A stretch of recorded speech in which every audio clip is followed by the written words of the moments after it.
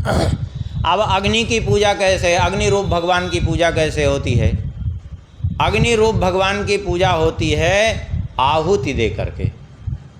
अब ये यहाँ बहुत ध्यान से सुने, आहुति आजकल तो खूब लोग देते हैं, तो क्या भगवान की पूजा कर रहे हैं क्या? केवल ऐसे आहुति देने मात्र से कुछ नहीं। आहुति किसको देना चाहिए किसको नहीं, हवन किसको करना चाहिए किसको नहीं, इसका बड़ा विधान है।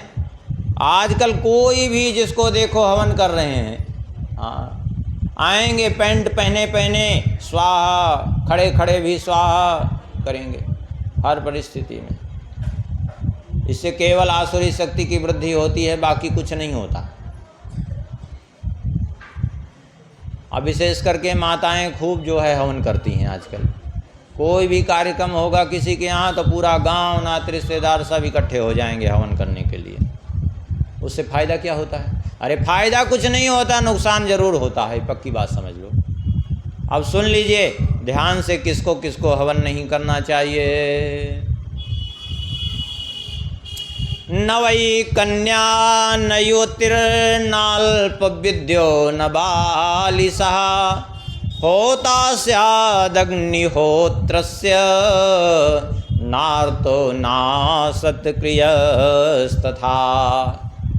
मनुस्मृति में कह रहे हैं श्री मनु जी महाराज, न वै कन्या न युवतिर, ना तो कन्या हवन कर सकती है, ना तो युवती न वृद्धा कोई भी हवन नहीं कर सकते। स्त्री मात्र के लिए हवन करने का विधान नहीं है, सीधी बात है। यहाँ कन्या शब्द अलग से इसीलिए ले लिया कि हमारे धर्मशास्त्र में, सनातन धर्म में कन्या को देवी का स्वरूप कहा गया है। 2 वर्ष से 10 वर्ष तक की कन्या पूजन करने का विधान है उसका। कन्या का नवरात्रि में देखिए अभी भी कन्या पूजन करते हैं, तो 2 वर्ष से 10 वर्ष तक की कन्या के पूजन का विधान है, तब तक वो पूजनीय होती है।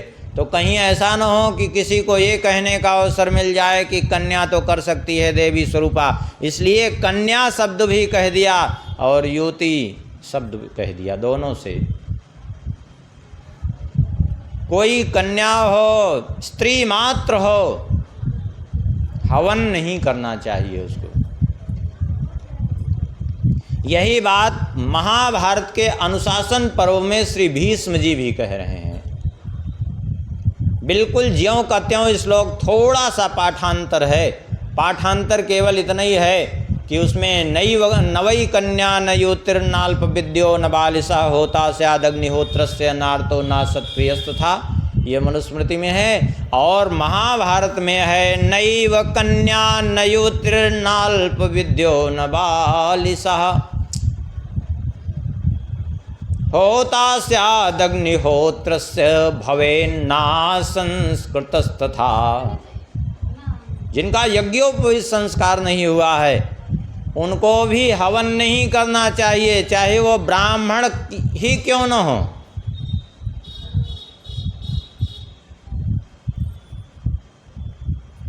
जिनका यज्ञोपवीत संस्कार नहीं हुआ, चाहे वो ब्राह्मण ही क्यों न हो, लेकिन हवन नहीं कर सकते वो। अथवा यज्ञोपवीत संस्कार होने के बाद भी जो यज्ञोपवीत न तो धारण करते हैं, न उनको संध्या वंदन से मतलब है, न सूर्यार्घ देने से मतलब है, न गायत्री जप से मतलब है, उनको भी हवन नहीं करना चाहिए। जो वेद विद्या से सर्वथा हीन हैं उनको भी हवन नहीं करना चाहिए। नाल्प विद्यो, यहाँ विद्यावान का तात्पर्य ऐसा नहीं कि समझ लीजिए कि ये IAS PCS की पढ़ाई कर ले तो विद्यावान कहा जाएगा, ये विद्या नहीं, ये संसार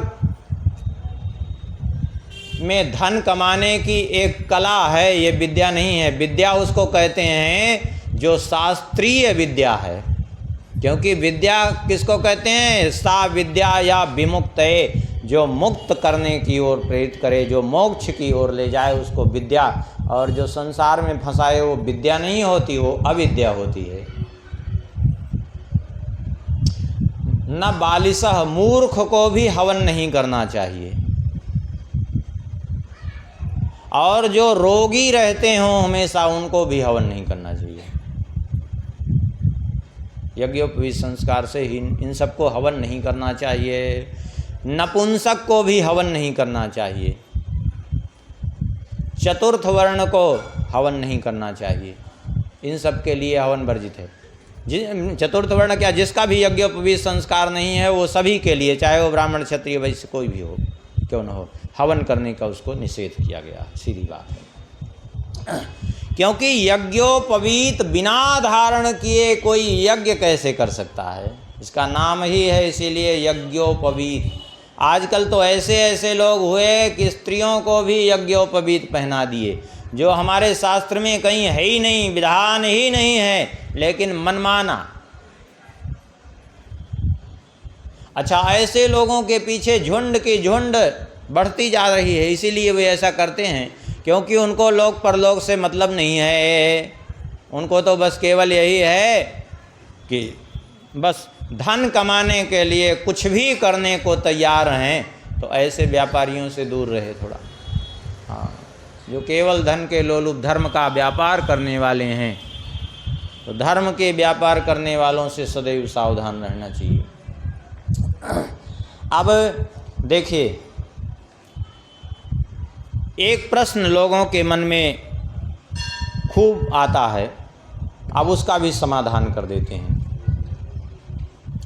लोग कहते हैं, प्रायः इस बात को कह देते हैं कि यदि स्त्रियों को हवन नहीं करना चाहिए तो श्री राम जी ने अश्वमेध यज्ञ में सीता जी की सोने की मूर्ति क्यों बनवाई, सोने की प्रतिमा क्यों बनवाई? ये बात कहते हैं ना लोग।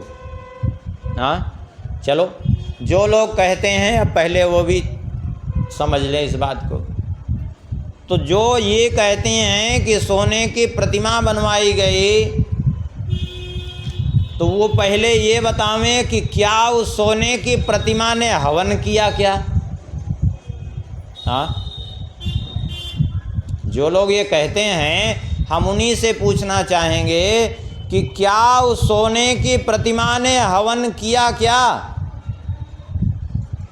नहीं किया। कहेंगे सोने की प्रतिमा हवन तो नहीं कर सकती इसलिए नहीं किया,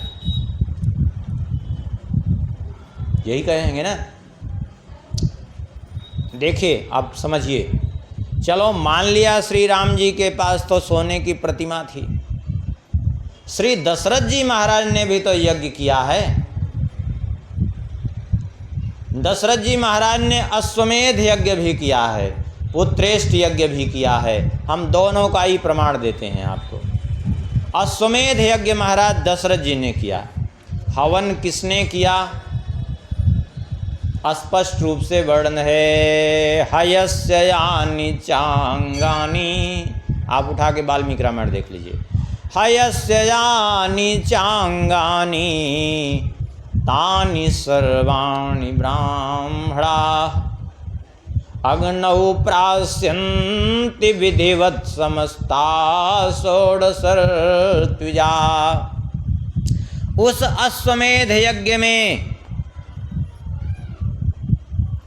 जितने हवन करता थे, तानि सर्वाणि ब्राह्मणा, वे सभी ब्राह्मण थे। और कितने ब्राह्मणों ने हवन किया? बोले समस्ता षोडशर्त्विजा अग्नौ प्रास्यन्ति विधिवत्। 16 ऋत्विज ब्राह्मणों ने अग्नि में विधिवत आहुति डाली। अब बताइए, यहाँ केवल ब्राह्मणों के द्वारा आहुति डालने का वर्णन आया है और तो किसी का नहीं। दशरथ जी महाराज तो अगर यदि कह दिया जाए कि श्री राम जी के पास प्रतिमा थी, प्रतिमा नहीं कर सकती, तो श्री कौशल्या जी, कैकेयी जी, सुमित्रा जी तो इनके पास थी, इनको तो करना चाहिए, लेकिन नहीं किया। क्यों? क्योंकि हवन करने का विधान ही नहीं है स्त्री मात्र के लिए। चलो, इतने से और संतुष्टि नहीं हो। अभी भागवत जी का, श्री राम जी ने भी अश्वमेध यज्ञ किया, तो श्री राम जी के भी अश्वमेध यज्ञ में यही बात आई है। 16 ऋत्विज ब्राह्मणों ने हवन किया। हयस्यानि चांगानि तानि सर्वाणि ब्राह्मणाः अग्नौ प्रास्यन्ति विधिवत् समस्ता षोडश ऋतुजाः। 16 ऋत्विज ब्राह्मणों ने हवन किया। भागवत जी में ही आप लोग पीछे चरित्र श्रवण करते हुए आए हैं। अब उस चरित्र पर थोड़ा सा एक बार फिर से ध्यान दें। पूर्व में चरित्र श्रवण किए थे कि भगवान ने ग्वाल बालों को भेजा था ब्राह्मणों के यहाँ कि जा कर के भोजन ले आओ। ध्यान आया चरित्र। ग्वाल बालों ने कहा हम भूखे हैं, भगवान ने कहा जाओ ब्राह्मणों के यहाँ से भोजन ले आओ।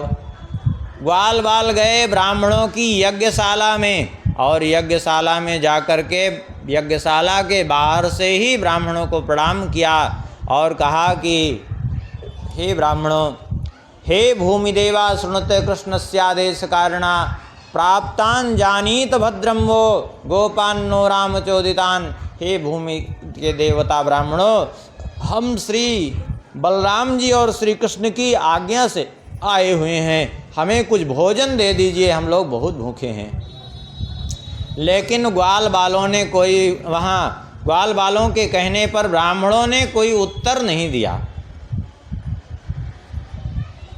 चले आए भगवान के पास वापस। तो भगवान ने कहा कि तुम लोग गलत जगह गए थे, तुम लोग ब्राह्मणों के पास गए थे, ब्राह्मणों के पास नहीं जाना चाहिए था। बोले फिर कहाँ जाना चाहिए था? बोले तुम लोगों को ब्राह्मणों की पत्नियों के पास जाना चाहिए था। माम ज्ञापयत पत्नीभ्या ससंकर्षणमागतम। जा कर के उनकी पत्नियों से कहो कि मैं बलराम जी के साथ में आया हूँ, तब उनकी पत्नियाँ भोजन लेकर के आएंगी। और वही हुआ। ग्वाल बालों ने गत्वाथ पत्नी शालायाम दृष्ट्वा सीना स्वलंकृता। पत्नी शाला में जाकर के देखा तो वे ब्राह्मणियाँ वस्त्राभूषणों से अलंकृत होकर के वे बैठी हुई थी। तो उनके चरणों में जाके प्रणाम किया और सारी बात बताई, तो वे भोजन लेकर के आ गई। अब हम आपसे पूछते हैं कि यदि वे ब्राह्मणियाँ यज्ञशाला में होती तो पहले ही जब ग्वाल बाल गए थे भोजन मांगने तो वो क्यों नहीं आती लेके? क्यों? क्योंकि वो यज्ञशाला में ही नहीं थी। यज्ञशाला में थी ही नहीं ब्राह्मण पत्नियां। बाद में भगवान ने पत्नीशाला में इसीलिए तो भेजा। यदि यज्ञशाला में होती तो फिर पत्नीशाला में अलग से भेजने की जरूरत कहाँ थी? क्योंकि यज्ञशाला में वो थी ही नहीं, क्योंकि वहाँ उनकी आवश्यकता ही नहीं थी।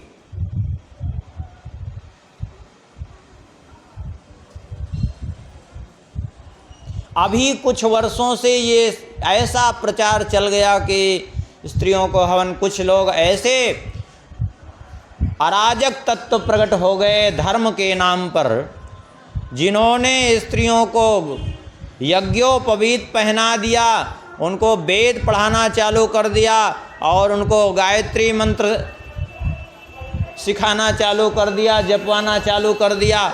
तो आखिर ऐसे अराजक तत्वों के कारण ये समस्या उत्पन्न हुई और ये समस्या इतनी बृहद रूप में फैल गई। क्योंकि देखिए, अच्छी चीज़ें बहुत कम होती हैं और बुरी चीज़ें बहुत ज़्यादा होती हैं। अच्छी चीज़ आप बोइए तो बहुत ज़्यादा नहीं होती, वो सीमित मात्रा में होती है। और अभी आप वो बेशरम का पेड़ होता है जो बेहया जिसको बोलते हैं, अभी उसको एक ठो फेंक दीजिए ना तो वो फैलेगा, फिर धीरे धीरे इतना तेज़ी से फैलता जाएगा। ऐसे ही ये जो कुरीति थी ये इतनी तेज़ी से फैली कि सारी पृथ्वी पर फैल गई ये कुरीति। क्यों? क्योंकि ये अनुचित कुरीति थी, इसलिए फैल गई। इसलिए इससे बचने का प्रयास करें। और तो और देख लीजिए, भगवान ने गोवर्धन पूजन कराया, ठीक है। और गोवर्धन पूजन के समय जब भगवान ने गोवर्धन पूजन की बात नंद बाबा से कही तो वहाँ श्री भगवान कह रहे हैं नंद बाबा से कि हूयन्ता मग्नयः सम्यक् ब्राह्मणै ब्रह्मवादिभिः अन्नम बहुविधम तेभ्यो देयम वो धेनु दक्षिणा। विधि पूर्वक अग्नि में ब्राह्मणों के द्वारा, कैसे ब्राह्मणों के द्वारा? ब्राह्मणी ब्रह्मवादी भी, वेदवादी ब्राह्मणों के द्वारा अग्नि में आहुति दिलाइए कह रहे हैं भगवान। अर्थात जो वेदज्ञ ब्राह्मण हैं उनके द्वारा आहुति दिलाइए। ऐसे नहीं कि जो मन में आया जिससे आहुति दिला दी, जिससे जिसको मन में आया आहुति दे दी। हम आपसे पूछते हैं, आपको कोई अपरिचित व्यक्ति, आप कहीं यात्रा कर रहे हो, कोई अपरिचित व्यक्ति लाके कुछ खिलावे तो आप खाएंगे क्या?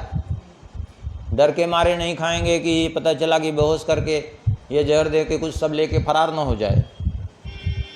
विशेष करके यात्रा में तो और ज़्यादा, ट्रेनों में अब होता भी कभी कभी ऐसा है।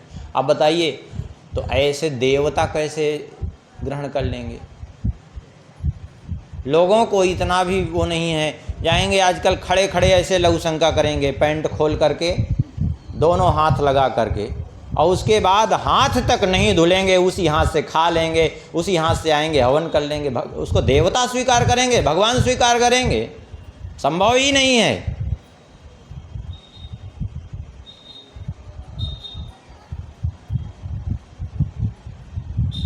इसलिए जो है, जो विधान है, भगवान ये नहीं कह रहे हैं नंद बाबा से कि आप आहुति दीजिए, कहते हैं वेदज्ञ ब्राह्मणों से अग्नि में आहुति दिलाइए। वाल्मीकि रामायण में देखिए, कौशल्या जी भगवान श्री राम जी के निमित्त हवन कराती हैं। ज्वलनम समुपादाय ब्राह्मणेन महात्मना हावयामास विधिवत राम मंगल कारणात्। कहते हैं विधिवत अग्नि प्रज्वलित करा करके, ज्वलनम समुपादाय ब्राह्मणेन महात्मना हावयामास, एक सदाचारी ब्राह्मण के द्वारा अग्नि में आहुति दिलाई। किस लिए? बोले राम मंगल कारणात्, श्री राम जी के मंगल हेतु आहुति दिलाई है। भागवत जी में ही देखिए, श्री कृष्ण भगवान की ही बाल लीला में जगह जगह देखिए तो ब्राह्मणों को बुला करके नंद बाबा और यशोदा जी क्या करते हैं? बोले ब्राह्मणों के द्वारा बुला करके उन अग्नि में आहुति दिलाते हैं। श्री कृष्ण के निमित्त से ही जो है हवन कराते हैं। कहीं ये भी नहीं आया कि नंद बाबा यशोदा जी ने कहीं हवन किया हो, ऐसा कुछ भी नहीं आया, बल्कि बार बार यही बात आई। देखिए यहीं बाल लीला में ही, वाचयित्वा स्वस्तेनम नंद गोपा समाहिता हुत्वा चाग्निम द्विजातिभ्यः प्रादादन्नम महागुणम। कहते हैं नंदगोप ने वाचयित्वा स्वस्तेनम द्विजातिभ्यः, ब्राह्मणों के द्वारा स्वस्ति वाचन कराया और उसके बाद हुत्वा चाग्निम द्विजातिभ्यः, ब्राह्मणों के द्वारा ही अग्नि में आहुति दिलाई। स्वयं भी करने का यहाँ कोई प्रमाण नहीं है। ऐसे बहुत से प्रमाण हैं।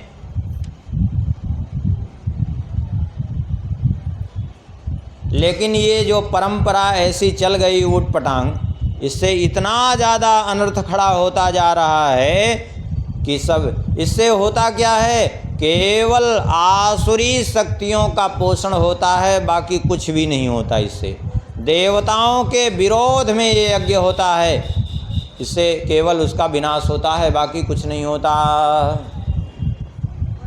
चलो अब आप कहेंगे कि इन ग्रंथों को नहीं पढ़े हैं। अब आप जो ग्रंथ पढ़े हैं हम उसका उदाहरण दें यदि, तो आपको ज़्यादा समझ में आएगा।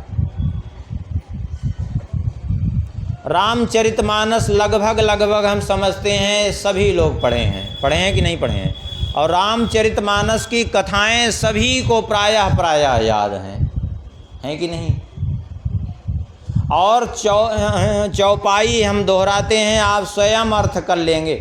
हमको अर्थ करने की भी जरूरत नहीं पड़ेगी। श्री दशरथ जी महाराज ने यज्ञ किया। दशरथ जी महाराज ने रामचरितमानस के अनुसार देखा जाए तो पुत्रेष्ट यज्ञ किया, और उस पुत्रेष्ट यज्ञ में हवन किसने किया?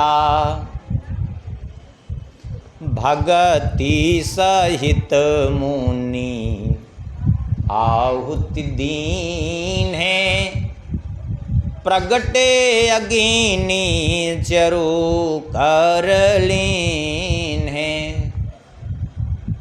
बात समझ में आई? भगति सहित मुनि आहुति दीने, भक्ति पूर्वक मुनि के आहुति देने पर अग्निदेव चरु लिए हुए प्रकट हो गए। भगति सहित मुनि आहुति दीन है, प्रगटे अग्नि चरु कर लीन है। और क्या कहा अग्निदेव ने? बोले जो वशिष्ठ का चोर हृदय विचारा, सकल काज भासिद्ध तुम्हारा। अग्निदेव ने कहा जो वशिष्ठ जी ने मन में विचार किया था वो सारा कार्य आपका सिद्ध हो गया। अब क्या करना है? बोले इस हविष्य को जाकर के बांट दीजिए। अब कोई ये कह सकता है कि हो सकता है इसमें लिख दिया गोस्वामी जी ने कि भगति सहित मुनि आहुति दीने, लेकिन हो सकता है कि रानियां रही हों। तो सुन लीजिए उसका प्रमाण। स्पष्ट रूप से गोस्वामी जी ने लिखा है कि रानियां थी ही नहीं वहाँ। कहाँ? यज्ञशाला में ही नहीं थी। अग्निदेव ने चरु दिया तो क्या कहा अग्निदेव ने? पहले सुनिए उनकी वाणी। अग्निदेव ने कहा याह बिबाटी देहु नृप जाई। हे राजन, हे दशरथ जी, आप इस हविष्य को जा करके बांट दीजिए पत्नियों में, यथा जोग विधि भाग बनाई। यथा योग्य भाग करके इस हविष्य का आप वितरण कर दीजिए पत्नियों में। यदि यज्ञशाला में होती तो जाने की जरूरत क्या थी? अच्छा, फिर गोस्वामी जी उसको दोहरा करके जो है पुष्ट कर रहे हैं कि यज्ञशाला में नहीं थी। कहते हैं जब अग्निदेव अदृश्य हो गए ये कह करके, तब अदृश्य भय पावक सकल सभई समुझाए, परमानंद मगन मन हर्ष हृदय समाए। तो क्या किया राजा दशरथ जी ने? तब ही राय प्रिय नारी बुलाई। तब महाराज दशरथ जी ने पत्नियों को तब ही राय प्रिय नारी बुलाई। शब्द पर ध्यान दीजिए आप लोग। तब ही राय प्रिय नारी बुलाई। यदि यज्ञशाला में होती तो बुलाते कहाँ से? फिर बुलाने की जरूरत ही क्या थी? इसका मतलब क्या है? यज्ञशाला में ही नहीं थी रानियां। अब हम आपसे पूछते हैं जब यज्ञशाला में थी ही नहीं तो हवन कैसे कर सकती हैं वो? और फिर गोस्वामी जी पुष्ट कर रहे हैं कौसल्यादि तहाँ चली आई। तब कौशल्या आदि रानियां चल करके वहाँ आई हैं। इसका मतलब क्या है? बार बार गोस्वामी जी इस बात को पुष्ट कर रहे हैं कि यज्ञशाला में दशरथ जी की पत्नियां थी ही नहीं। अब बताइए, जब थी ही नहीं पत्नियां तो फिर हवन कैसे किया? कैसे हवन कर सकती हैं बताइए? कर सकती हैं? संभव है? नहीं कर सकती। तब जब कौशल्या जी हवन नहीं कर सकती, सुमित्रा जी कैकेयी जी हवन नहीं कर सकती, जिनकी गोद में भगवान खेलते रहे उन्होंने जब हवन नहीं किया, वो हवन नहीं कर सकती, तो आप लोग कैसे कर सकती हैं? अब विचार करिए। तो कहाँ से आया? ये केवल कुरीति पैदा कर दी गई। और पैदा किसने किया? केवल धन के लोलुप लोगों ने पैदा कर दिया। ऐसे ऐसे कुकुर मुत्ते पैदा हो गए इस संसार में कि केवल धन के लोलुपता में जो है वेश बना करके लोगों को ठगे और ठग करके लोगों को बहका दिया और धर्म का सत्यानाश कर दिया ऐसे लोगों ने। इसलिए अभी भी समझ जाइए इस बात को कि स्त्री मात्र को हवन नहीं करना चाहिए। ऐसा यदि करते हैं, स्त्री मात्र हो अथवा जिसका यज्ञोपवीत संस्कार नहीं हुआ है, चतुर्थ वर्ण है, जो भी वेद विद्या विहीन हैं, वे सर्वथा वो एक हवन नहीं कर सकते। और यदि करते हैं तो केवल अपने नरक का रास्ता साफ कर रहे हैं, बाकी कुछ भी नहीं कर रहे हैं। सीधी बात है, उससे कुछ फल प्राप्त होगा या नहीं होगा, लेकिन नरक का रास्ता जरूर साफ हो जाएगा। ये बात तो पक्की है, इसमें कोई संदेह नहीं है। फिर वो उन्हीं के अनुयायी हैं जो वहीं पहुँचेंगे जहाँ वो पड़े होंगे नरक में, वो लोग जो ये रास्ता दिखा करके गए। इसलिए किसी भी परिस्थिति में एक बात समझ लीजिए, स्त्री मात्र के लिए हवन नहीं करना चाहिए। आजकल बहुत लोग तो ऐसे लोग हो गए हैं, कह देते हैं, बोल देंगे कि भाई जिसको जिसको हवन करना हो दीक्षा ले लो। तो हम आपसे पूछते हैं, दीक्षा लेने से कैसे हवन करने योग्य हो? दीक्षा लेने से कोई स्त्री पुरुष रूप में परिणित हो जाएगी क्या? जब जिनकी गोद में परब्रह्म परमात्मा खेलते रहे वे हवन नहीं करी, उनको हवन करने का विधान नहीं, तो कैसे जो है कोई दीक्षा लेकर के कोई ये कैसे हवन कर लेगा? स्त्री हो या पुरुष हो, जिसके लिए जो विधान है उस विधान के विपरीत करता है तो केवल अनर्थ का भागी होता है, बाकी कुछ नहीं होता। अनधिकार चेष्टा कोई करेगा तो निश्चित रूप से उसका परिणाम भोगना ही पड़ेगा। हम आपसे पूछें कि किसी को सरकार ने अधिकार दिया है कि पुलिस की वर्दी पहन करके वो जो है अपना जनता की सुरक्षा करे, ठीक है, तो उसको तो अधिकार दिया। और जिसको अधिकार नहीं दिया वो पुलिस की वर्दी पहन करके अभी खड़ा हो जाए या पकड़ जाएगा तो क्या दशा होगी जानते हैं? फिर ऐसी दुर्दशा होगी कि फिर जीवन भर मुकदमा लड़ते लड़ते परेशान हो जाएगा वो। क्यों? क्योंकि अनधिकार चेष्टा कर रहा है। ऐसे ही शास्त्र विहित कर्म का फल कब मिलेगा? बोले जब शास्त्र विहित आज्ञा का पालन करेंगे और शास्त्र ने जिसको जिस चीज़ के का अधिकार दिया है अपने अधिकार क्षेत्र में रह करके कार्य करेंगे तो उसका फल मिलेगा, और अपने अधिकार से बाहर रह करके जब आचरण करेंगे तो फल नहीं, पाप जरूर लगेगा। महत्व तो ये नहीं कि हम क्या कर रहे हैं, महत्व तो ये है कि शास्त्र हमारे लिए उस चीज़ की आज्ञा दे रहा है या नहीं दे रहा है। जैसे अब उदाहरण ले लीजिए, अर्जुन जी कह रहे थे भगवान से कि मैं जा करके भिक्षा मांग करके अपना जीवन निर्वाह कर लूँगा, लेकिन युद्ध नहीं करूँगा। भगवान ने कहा वो तुम्हारे लिए पाप होगा। क्यों? युद्ध ही तुम्हारे लिए धर्म है, क्योंकि शास्त्र ने क्षत्रिय के लिए युद्ध धर्म निश्चित किया है। ऐसे ही जो जिसके लिए धर्म है वो उसके लिए धर्म है, और जो जिसके लिए अधर्म है वो अधर्म है। कोई ये नहीं कि जो जैसा करना चाहे वो वैसा करे, ऐसा नहीं है। तब फिर अब एक समाधान और ही कर देते हैं। लोगों को ये रहता है कि फिर श्री राम जी ने सोने की प्रतिमा बनवाई ही क्यों? जब कोई काम ही नहीं था तो बनवाई क्यों? जब स्त्री के लिए कोई विधान नहीं है हवन में तो फिर बनवाई क्यों प्रतिमा? बोले इसलिए बनवाई श्री राम जी ने कि श्री राम जी को अश्वमेध यज्ञ करना था। और अश्वमेध यज्ञ, राजसूय यज्ञ, ये सब जो यज्ञ हैं ये कर कौन सकता है? गृहस्थ हो, क्षत्रिय हो, उस पर भी चक्रवर्ती सम्राट हो, सभी राजा भी नहीं कर सकते। चक्रवर्ती सम्राट हो तभी कर सकता है। चक्रवर्ती सम्राट तो हो, लेकिन यदि उसके पास पत्नी नहीं है तो नहीं कर सकता। आप कहेंगे पत्नी नहीं है तो नहीं कर सकता, तो पत्नी का काम नहीं तो जरूर है, फिर पत्नी कहाँ से बीच में आई?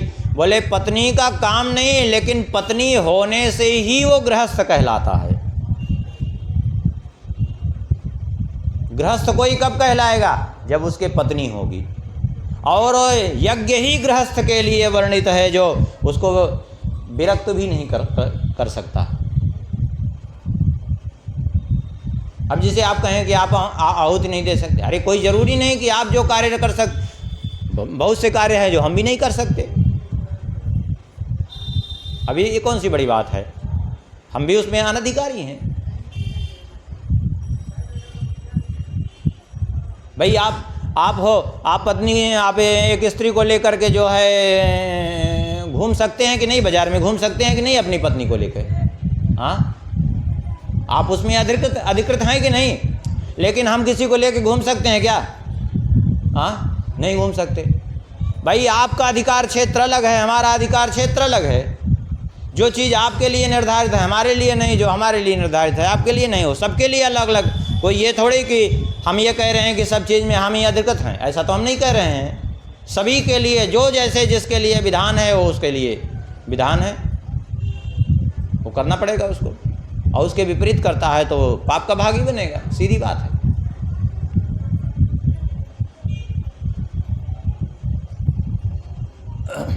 तो आप सुन लीजिए, फिर स्वर्ण प्रतिमा क्यों बनाई? क्योंकि स्वर्ण प्रतिमा इसलिए बनाई क्योंकि श्री राम जी की पत्नी उस समय श्री राम जी के पास नहीं थी, सीता जी नहीं थी। और सीता जी नहीं थी इसलिए नियम है कि गृहस्थ कौन कहलाता है? ना गृहम गृहमित्याहो गृहिणी गृहमुच्यते। घर को घर नहीं कहा जाता, गृहिणी को घर कहा जाता है। घर को घर नहीं कहते, पत्नी को ही घर कहा जाता है। हो सकता है आप लोगों को बात समझ में ना आ रही हो।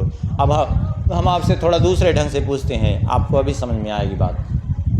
हम आपसे पूछें कि मान लिया कोई व्यक्ति है और उसका विवाह हो गया, ठीक है, विवाह तो हो गया लेकिन उसके पास गृह नहीं है, घर नहीं रहने के लिए। विवाह है हुआ लेकिन उसके पास घर नहीं, वो जंगल में रह रहा है, पेड़ के नीचे रह रहा है, या स्टेशन पर सो करके अपना जीवन बिता रहा है। लेकिन अब हम आपसे पूछे वो गृहस्थ कहलाएगा कि नहीं कहलाएगा? हाँ, गृहस्थ कहलाएगा कि नहीं? क्यों? गृह तो नहीं है उसके पास, गृह में तो स्थित नहीं है। लेकिन गृह में घर नहीं है तो क्या पत्नी तो है? क्योंकि घर घर नहीं कहलाता, पत्नी ही घर कहलाती है। घर पत्नी से बनता है, केवल पुरुष से घर नहीं बनता। लेकिन कोई महात्मा हो, अब वो चाहे करोड़ों के भवन में रह रहे हो, लेकिन आप उनको गृहस्थ नहीं कह सकते। क्यों नहीं कह सकते? क्योंकि उनकी पत्नी नहीं है। और पत्नी वाला है व्यक्ति, वो अगर घर पत्नी तो है लेकिन घर नहीं है तो भी गृहस्थ कहलाएगा। बस यही बात है। तो गृहस्थ के लिए जो नियम है, तो गृहस्थ कब कहलाएगा? जब पत्नी होगी। तो पत्नी होगी तब, तो पत्नी नहीं थी तो इसलिए स्वर्ण प्रतिमा बनाना आवश्यक था। लेकिन इसका अर्थ ये नहीं कि पत्नी का तात्पर्य फिर हवन करने के लिए ऐसा किया गया, ऐसा कुछ नहीं है। क्योंकि हवन करने का ऐसा कोई स्त्री के लिए विधान नहीं है। अरे हम तो जितने प्रमाण आपको दिए वहाँ कहीं थी ही नहीं, उस यज्ञशाला में ही नहीं थी, उस जगह ही नहीं थी। हवन करना तो बड़ी दूर की बात, यज्ञशाला में ही नहीं थी। जितने प्रमाण आपको दिए हैं अब तक, प्रमाण तो बहुत हैं ग्रंथों में, लेकिन अब उतना प्रमाण दिया नहीं जा सकता, इतना समय ही नहीं रहता।